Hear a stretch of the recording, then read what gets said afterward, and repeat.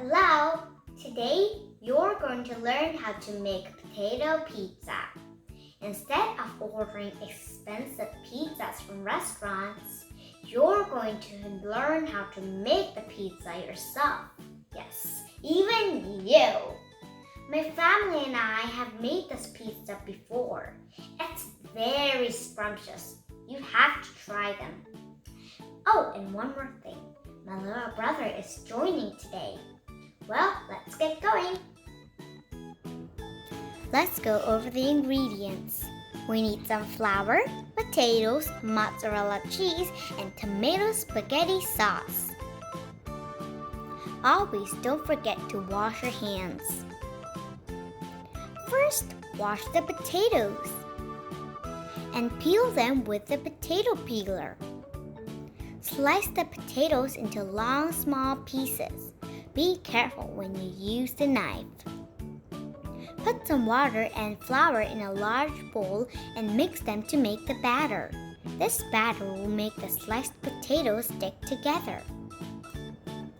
Now the batter is well made.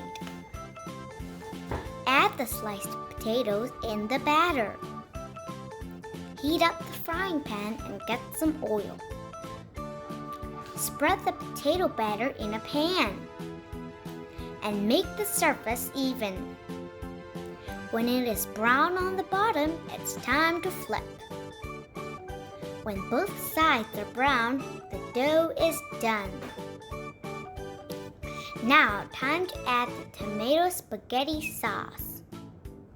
Spread the sauce from edge of the potato dough. Make sure the dough is all covered like this. Put the mozzarella cheese evenly on the sauce. When it comes to the cheese, the more the better.